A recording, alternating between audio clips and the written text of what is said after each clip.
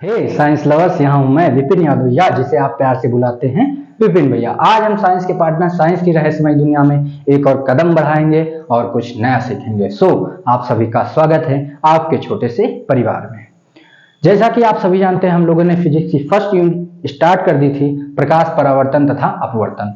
इसमें हमें दो प्रकार की घटनाओं का अध्ययन करना था, परावर्तन और अपवर्तन। परावर्तन के बारे में हमने डिटेल में डिस्कस किया था और उसका उपयोग भी किया किसमें, दर्पण में, और दर्पण को बहुत ही अच्छे से कवर किया था। बहुत ही इंटरेस्टिंग तरीके से उसको इंड कर दिया था, उसका जो है परावर्तन, और उसका उपयोग करके दर्पण को बहुत अच्छे से समझ लिया था। फिर उसके बाद हमें जो है अपवर्तन दूसरी घटना पे जाना था, लेकिन क्या हुआ, हमारा स्वास्थ्य थोड़ा गड़बड़ हो गया था। इस वजह से जो है क्लासेस आना बंद हो गई। लमसम 20-25 दिन जो है क्लासेस बंद थी, उसके लिए क्षमा चाहते हैं। लेकिन अब हम एकदम फिट हो चुके हैं, हमारा स्वास्थ्य बढ़िया हो चुका है, तो आज से आपको जो है डेली क्लासेस मिलती रहेंगी।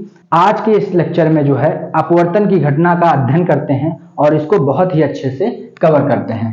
अपवर्तन क्या है भैया, उसको समझने से पहले ये समझ लेते हैं कि अपवर्तन की घटना कितने माध्यमों में संपन्न होती है। तो भैया अपवर्तन की घटना दो माध्यमों में संपन्न होती है। कौन कौन से माध्यम है भैया?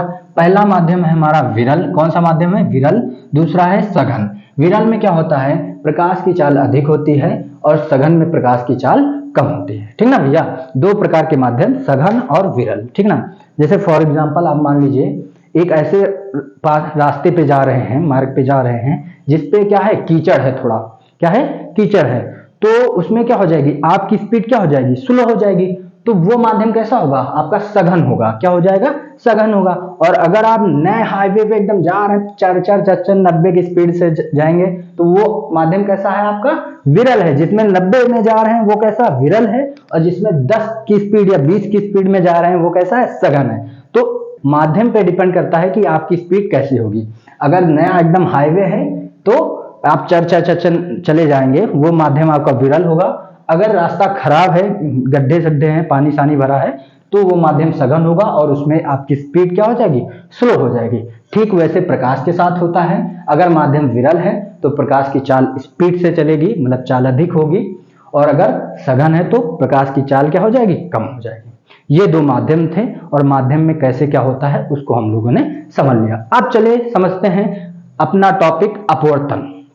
अपवर्तन में क्या होता है भैया, जब प्रकाश किरण एक माध्यम से दूसरे माध्यम में प्रवेश करती है तो उस समय क्या करती है, वो अपनी दिशा में बदलाव करती है। अपनी दिशा में क्या करती है, चेंजेस करती है। इसका मुख्य कारण है प्रकाश की गति का विभिन्न माध्यमों में अलग अलग होना। क्योंकि प्रकाश की गति देखिए, विरल में तेज और सघन में कम हो जाती है। तो इन माध्यमों में जो है प्रकाश की गति तेज और धीमी होती है। इसी कारण जो है वो अपनी दिशा बदल लेती है। फॉर एग्जाम्पल अगर हम समझें तो आप कल्पना कीजिए, एक आप नाव देख रहे हैं, पानी में तैरती हुई नाव देख रहे हैं, और जब वो बाहर आती है, हवा के संपर्क में आती है बाहर किनारे पर, तो उसकी दिशा में क्या होता है, थोड़ा सा बदलाव होता है। ठीक वैसे ही जब प्रकाश किरण एक माध्यम अर्थात वायु से दूसरे माध्यम किसमें, पानी में जाती है, तो क्या होती है, उसकी दिशा में क्या होता है, बदलाव होता है। या जब प्रकाश किरण एक माध्यम जैसे पानी से और दूसरे माध्यम जैसे वायु में प्रवेश करती है, तो तब भी उसकी दिशा में क्या होता है, बदलाव होता है। यह क्या कहलाता है, यह सब हमारा क्या है, अपवर्तन है। अब चलिए इसको समझते हैं हम चित्र की हेल्प से, तब हमारा जो है अपवर्तन एकदम बेसिक से जो है बहुत ही अच्छे से कवर हो जाएगा और क्लियर हो जाएगा। तो चलिए देखते हैं, इसको चित्र के माध्यम से समझते हैं। तो देखिए, ये हमारा हमने दो माध्यमों में डिवाइड कर दिया। ये रेखा खींच दी, एक माध्यम ये हो गया, एक माध्यम ये हो गया। मान लीजिए ऊपर वाला माध्यम हमारा कौन सा है, सघन है, और नीचे वाला कौन सा है, विरल है। ठीक, ऊपर वाला सघन, नीचे वाला विरल। दूसरा हम बना लेते हैं, इधर ऊपर वाला इस बार कर देते हैं विरल और नीचे वाला कर देते हैं सघन। ठीक, दोनों प्रकार से हम देख लेते हैं। ठीक, अब यहाँ पे हमको एक अभिलंब की आवश्यकता होगी, तो हम अभिलंब खींच देते हैं। ठीक ना, क्योंकि अभिलंब के बिना जो है ना तो अपवर्तन संभव है और ना ही परावर्तन। तो अभिलंब हमने खींच दिया। अब सघन माध्यम में एक प्रकाश किरण जो है क्या कर रही, ट्रेवल कर रही, और सघन माध्यम को भैया थोड़ा सा ऐसे सघन कर दीजिए। ठीक ना, डॉटेड लगा दीजिए, इसमें से भरा भरा लगे ये माध्यम। ठीक ना, सघन मतलब भरा भरा। ठीक, तो सघन माध्यम में एक प्रकाश किरण क्या कर रही है, ट्रेवल कर रही है। और जैसे ही वो आगे बढ़ती है तो उसका माध्यम क्या हो जाता है, चेंज हो जाता है। और जैसे माध्यम चेंज होगा, किससे, सघन में विरल आ गई, माध्यम चेंज होगा। जैसे माध्यम चेंज होगा, प्रकाश की किरण क्या होगी, अपने मार्ग से हटेगी। और जब सघन से विरल में आएगी तो इसमें स्पीड क्या थी, स्लो थी, 20 की स्पीड, और विरल में क्या थी, 90 की स्पीड। तो इसमें जैसे स्पीड तेज होगी तो वो प्रकाश की किरण अविलंब से दूर हट जाएगी। ये हमारा अविलंब था और ये रियल वाली थी, लेकिन इस पे जाएगी नहीं क्योंकि दिशा बदल दी है। तो अब और विरल में आएगा, स्पीड तेज हो गई तो अविलंब से दूर हट जाएगी, ठीक ना। अब देखते हैं दूसरे चित्र में, तो ऊपर विरल है, नीचे सघन है, तो नीचे हम भरा भरा माध्यम कर देते हैं, ठीक ना, डॉटेड थोड़ा कर देते हैं, ठीक। अब क्या करें, एक अभिलंब खींच दिए, ठीक, अभिलंब खींच दिए। फिर प्रकाश की किरण विरल माध्यम में क्या कर रही है, ट्रेवल कर रही है, विरल माध्यम में जो है ट्रेवल कर रही है। विरल माध्यम से जैसे ही आगे बढ़ती है और वो दूसरे माध्यम सघन में जो है प्रवेश करती है, तो वो क्या होगी, उसकी दिशा चेंज होगी। लेकिन क्या हुआ, विरल में क्या थी, स्पीड एकदम 90 की, 100 की, ठीक ना। जैसे सघन में आई तुरंत 10-20 की हो गई, तो ये क्या हो जाएगी, अभिलंब की ओर आ जाएगी, अभिलंब के पास आ जाएगी, अभिलंब की ओर झुक जाएगी। आप जो कहना वो कह लीजिए, ठीक ना। इस प्रकार से जो है अपवर्तन होता है। अब इसके द्वारा भी आप डिफिनेशन बना सकते हैं। देखिए, प्रकाश की किरण एक माध्यम से दूसरे माध्यम में गई तो अपनी दिशा से हटके दूसरी, मतलब अपनी दिशा से क्या हो गई, हट गई। वैसे ही आप यहां समझ सकते हैं, एक माध्यम से दूसरे माध्यम में गई तो देखिए रियल पाथ किरण का क्या है, डॉटेड वाला, ये पूरा सीधा, लेकिन वहां नहीं गई, अपनी उस दिशा से हटके दूसरी दिशा में आ गई। तो प्रकाश की किरण का दूसरी अपनी दिशा बदलना ही क्या कहलाता है, अपवर्तन कहलाता है। और इसका मुख्य कारण भी मैंने बता दिया, जो है भिन्न भिन्न माध्यमों में प्रकाश की चाल अलग अलग होने के कारण ही प्रकाश की जो है दिशा बदल जाती है, ठीक। अब चलिए समझते हैं इनके नियम, इसके अपवर्तन के नियमों को समझते हैं। नियम भैया, नियम दो प्रकार के हैं, नियम टोटल इसके कितने हैं भैया, दो। कौन कौन से, जैसे परावर्तन में दो नियम थे, वैसे ही अपवर्तन में दो नियम है। पहला नियम है हमारा जो परावर्तन में था, क्या, ये कौन सी है किरण, किरण का नाम भी बता दे भैया, ये कौन सी है, आपतित किरण। कौन सी है, आपतित किरण। आपतित किरण जो क्या होती है, जो आपतित होती है। और ये क्या है, अपवर्तित किरण, अपवर्तित किरण है भैया। कौन सी है, अपवर्तित किरण, ठीक है, अपवर्तित किरण है। और क्या होगा, इसमें एंगल भी बनेगा, बिल्कुल बनेगा भैया। वैसे ही यहाँ पे भी है, ये आपतित, ये अपवर्तित। देखिए ये क्या है, हमारा अभिलंब है। अभिलंब और आपतित के बीच में कौन बनता है, आपतन कोण आई बनता है। कौन सा, आपतन कोण, आपतन कोण बनेगा, ठीक है। और ये कौन सा, अभिलंब और ये अपवर्तित, तो इसके बीच कौन बनेगा, अपवर्तन कोण, एंगल आर, अपवर्तन कोण बनेगा, ठीक ना भैया, अपवर्तन कोण। समझ गया ना, छोटी छोटी डिफिनेशन है, इनको भी आप बता सकते हैं। अभिलंब और आपतित किरण के बीच में जो कोण बनता है उसे आपतन कोण, अभिलंब और अपवर्तित किरण के बीच में जो कोण बनता है उसे आपतन कोण, एंगल आर कहते हैं, ठीक है। तो अब चलिए नियमों को समझते हैं।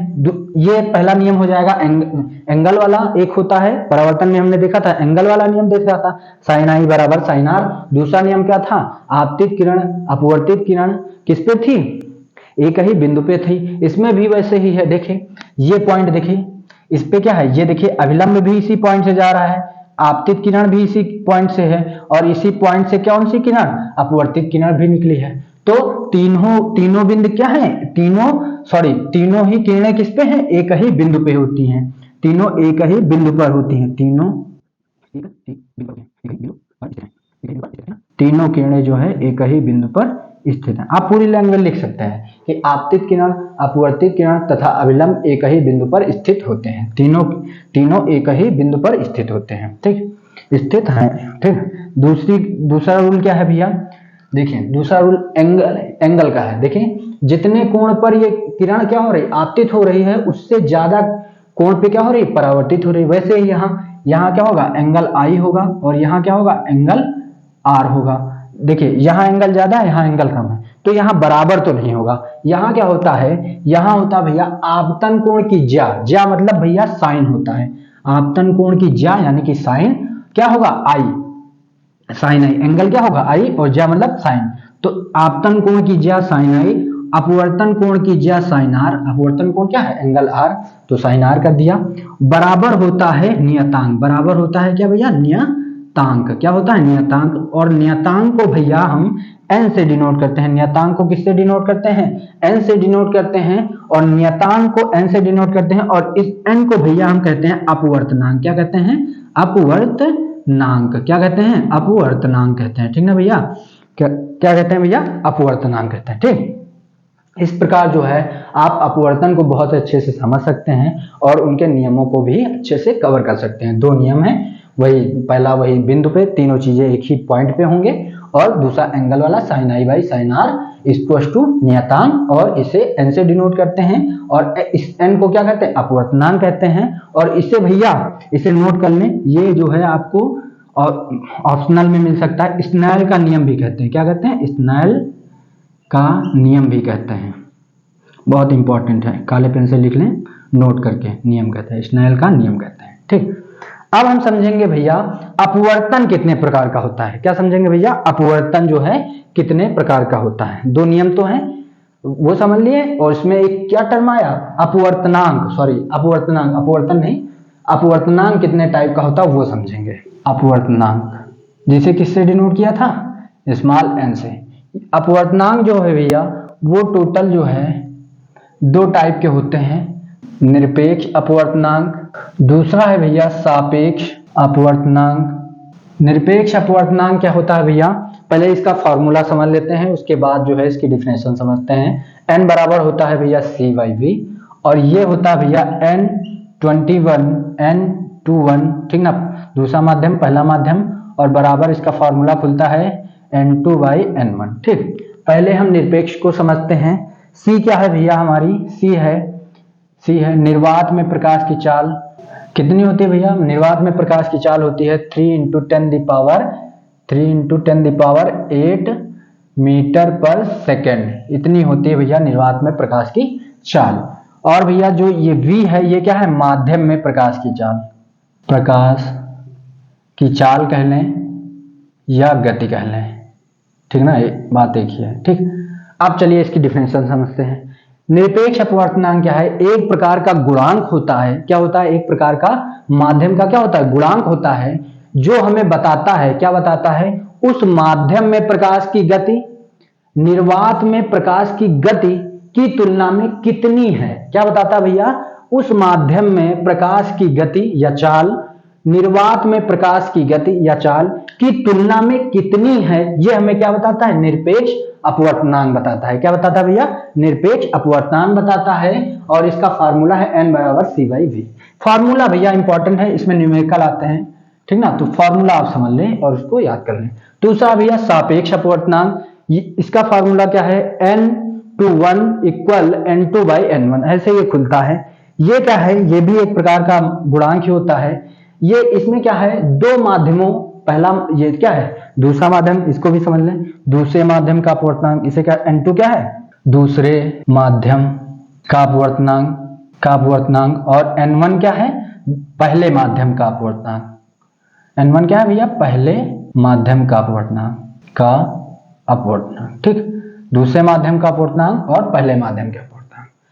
ये क्या है, ये दो माध्यमों, जैसे पहला माध्यम दूसरा माध्यम, दो माध्यमों के अपवर्तनांकों का अनुपात होता है। दो माध्यमों के अपवर्तनांक को देखिए, दूसरे माध्यम का अपवर्तनांक n2 है, n1 क्या पहले माध्यम का अपवर्तनांक, दो माध्यमों के अपवर्तनांकों का अनुपात होता है, देखिए बाई लगा ना, ये क्या होता है दो माध्यमों के अपवर्तनांकों का अनुपात होता है, जो हमें बताता है, क्या बताता है पहले माध्यम में प्रकाश की गति दूसरे माध्यम में प्रकाश की गति की तुलना में कितनी है, ठीक ना, ये भी यही बताता है। तो इस प्रकार से आप जो है अपवर्तनांक को समझ सकते हैं, वो कितने टाइप के होते हैं, दो टाइप के, निरपेक्ष और सापेक्ष, और उनका फॉर्मूला है, ठीक ना। इस प्रकार से आप जो है अपवर्तनांक को कवर कर सकते हैं, बहुत ही अच्छे से हमने डिस्कस किया। फिर अगले क्लास में भैया हम जो है इस पे अगर बेसिक चीजें देखेंगे, नहीं फिर हम अपने अगर इसका उपयोग करने चले जाएंगे किस पे लेंस पे, और लेंस को बहुत ही अच्छे से कवर करेंगे। आज से भैया आपको डेली क्लासेस मिलती रहेंगे। धन्यवाद।